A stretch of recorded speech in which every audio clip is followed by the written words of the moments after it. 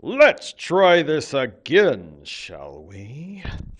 Ladies and gentlemen, it's that time again. Time for part two of Professor Victor Singing Eagle's brilliant lectures of Native American literature at Sisseton, Wahpeton College in beautiful downtown Agency Village, South Dakota.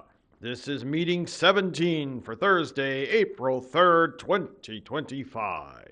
And now, without any further ado, the man himself, Professor Victor Singing Eagle! Yay! All right. Now, let's see if this is going to actually work. Hopefully, the microphone is working. Sometimes it doesn't. I had made these awesome, brilliant lectures for you guys, and then I went on and looked on the screen, and the stupid thing wasn't working. But never mind, we don't need to fuss. We need to get on to our lesson. So, where we last left off, I was telling you that I ran off to go teach my trucking class, and now I've got to shift back out of trucking gear back to native literature gear. Whew, here we go. Let me breathe. Let me catch my breath and get my brain shifting back. Native literature, native. Okay, here we go. We were talking about Sherry Ortner, feminist anthropologist. And she was saying, here she is with the cool, I'm not going to comment on her looks, but we'll just say she looks the part of a feminist anthropologist. And she's obviously non-native. Her argument is that it doesn't matter where you go in the world, natives, Chinese, whatever part of the world, women are always going to be considered lower than men. And she says culture or native, or slow down. Women are closer to nature and men are closer to culture everywhere in the world. And she uses the example of the Chinese, who have a goddess. One of their favorite goddesses is named Guan Yin, and I showed you her picture, Guan Yin's picture, which is here. Nope, I thought I had it. There she is, beautiful Guan Yin. I think in India they call her Atelovalas. I can't remember. But anyway, she is a high goddess up in heaven, and oftentimes she'll be standing and looking very much like the Blessed Virgin Mary, but she's got this bottle and she pours out mercy on humanity. But never mind that. We're going back to Sherry Ortner for a minute. And she says, yep, even though the Chinese have this high goddess, they still look down on women. And I'm even going to go so far as to talk about natives. Now, this is where she starts stepping on toes, as I said before, with the etic perspective, meaning that she is on the outside. She's not native. She's an anthropologist who never lived very long among native people, and she's going to judge native culture, native ideology, native philosophy on the basis of Western, in quotes, Western standards. And of course, this is going to rub Paula Gunn Allen the wrong way. My thesis, my argument is Paula Gunn Allen, my suspicion is that she read Sherry Ortner. And that's why she wrote, "Where I come from is like this." I'm not going to read all of it. Bear in mind, you say. But I do want to highlight this. It's in my book, too. I've got 2 copies of this lovely book by Paula Gunn Allen called The Sacred Hoop, Recovering the Feminine in American Indian Traditions. I told you this before. Anyway, I want to highlight it, though, because I talked about it a little bit before, but it does bear repeating. It's important for us to know that Paula Gunn Allen is taking the EMIC perspective, E-M-I-C. Remember, Sherry Ortner, ETIC, E-T-I-C. That's outside looking in, out. EMIC, inside. Paula Gunn Allen is in the inside. And she said, hey, just a doggone minute. You're taking an ETIC perspective. You don't know a dang thing about us Indians. And this is pretty much where she's coming from. Where I come from is like this. Let me share a little bit with you. Modern American Indian women, like their non-Indian sisters, are deeply engaged in the struggle to redefine themselves. In their struggle, they must reconcile traditional tribal definitions of women with industrial and post-industrial non-Indian definitions. I like how she says, instead of saying washichu or shuyepi or chmokmanuk, she says post-industrial. But anyway, that's what she's getting on. Or she doesn't even use the word colonial. Yet while these definitions seem to be more or less mutually exclusive, Indian women must somehow harmonize and integrate both in their own lives. We know exactly what she means, don't we? Yes, we do. An American Indian woman is primarily defined by her tribal identity. In her eyes, her destiny is necessarily that of her people, and her sense of herself as a woman is first and foremost prescribed by her tribe. The definition of a woman's roles are as diverse as tribal cultures are in the Americas. And I could go on and I could just keep reading and reading and reading, but it says here, it says in some cultures, she wields considerable power. In some, she's a familial clan adjunct. In the West, few images form part of the cultural mythos are largely sexually charged. Among Christians, the Madonna, that's the Blessed Mary Virgin, she's just a passive, her contribution is simply a birthing and little else. However, this image is countered among the native people. We have, oh, no, not natives. Well, I'm going to skip that. But the tribes, you see, we have a greater role that women play. We see women variously. They do not question the power of femininity. Sometimes they see women as fearful, sometimes peaceful, sometimes omnipotent and omniscient, but they never portray women as mindless, helpless, simple, or oppressed. That's a Western thing. Sherry B. Ortner. Now I'm going to skip. No. She says she's a half-breed Native American woman, American Indian. I cast about in my mind for negative images of Indian women, and I find none that are directed to Indian women alone. It's usually of Indian men. My ideas of womanhood passed largely along my mother, Laguna Pueblo woman. I thought she was Acoma, but she's Laguna. Let me keep. I remember women who came to my father's store during feast days and grab days, women in my kitchen.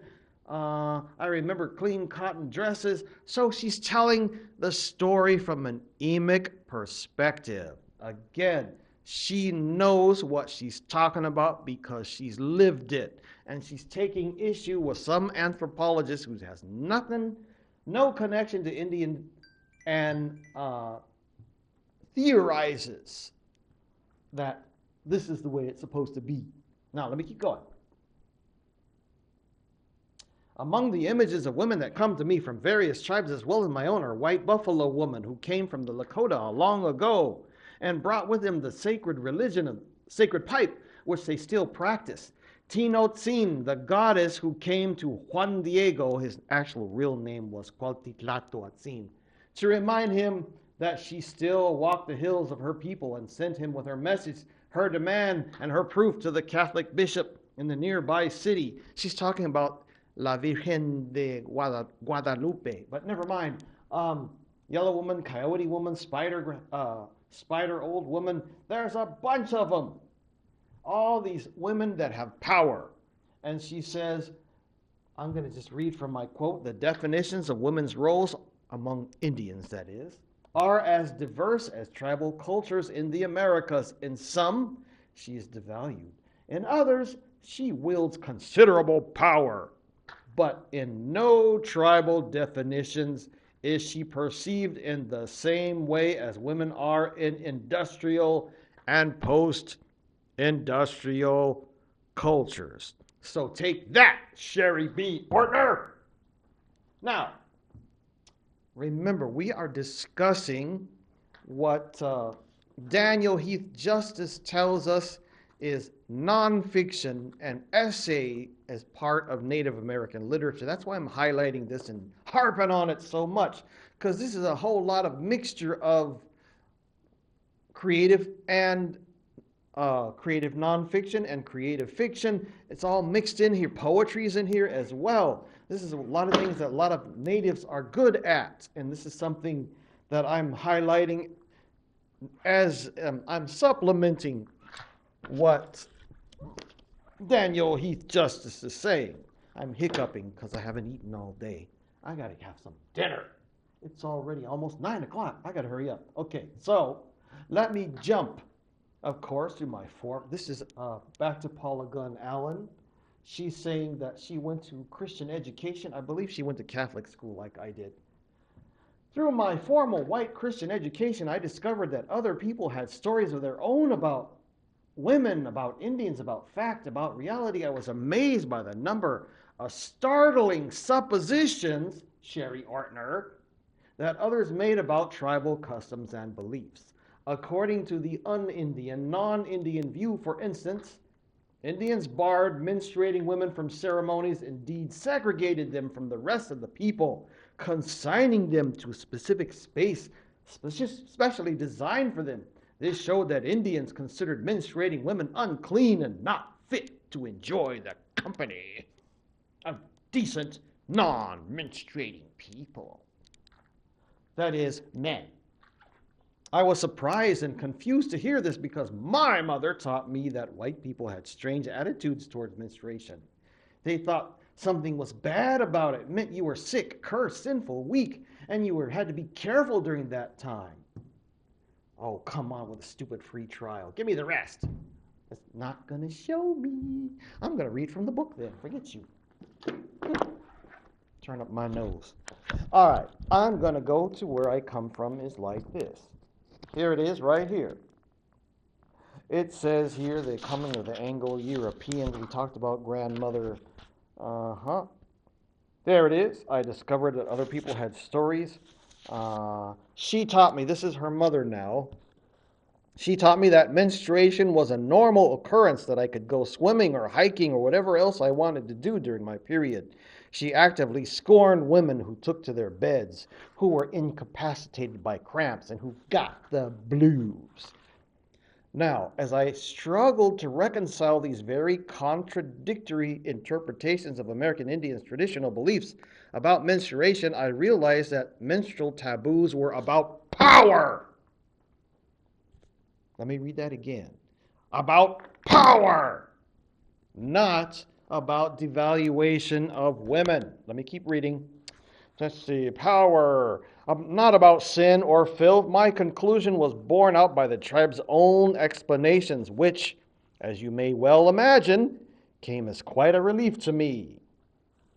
The truth of the matter is, many Indians see the way the Indians we see it is women are at the peak of their power. They're believed to possess special supernatural power during that time that throws male power totally out of kilter. During that time, women admit such a force that their presence, any male-owned or dominated ritual or sacred object cannot do its usual task. You got that? It's about sacred power. It's not about domination. Sherry Ortner. Let's see.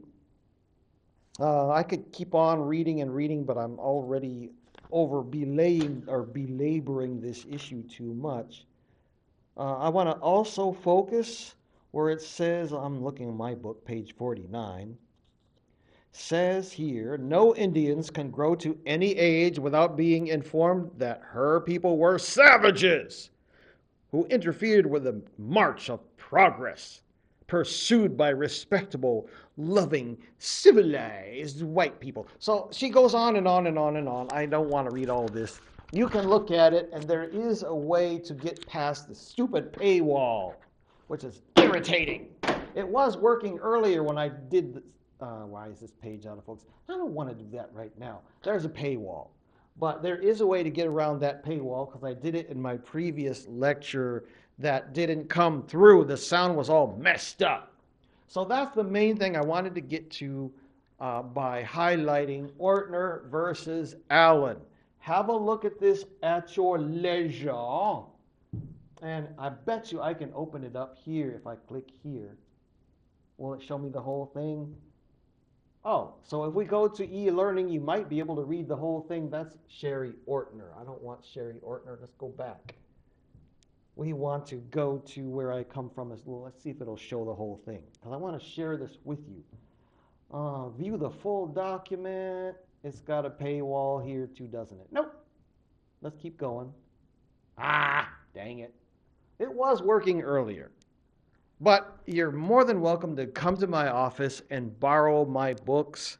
Or if you're really good at hacking or Googling, you could probably find the entire essay. Where I Come From is Like This, which is out of the Sacred Hoop. How am I doing on time? I know I talk too much. 16 minutes. We're going to stop it here, and we're going to mess around with my old professor, Gary Hobson, in part 3. Thank you so much. Talk to you later.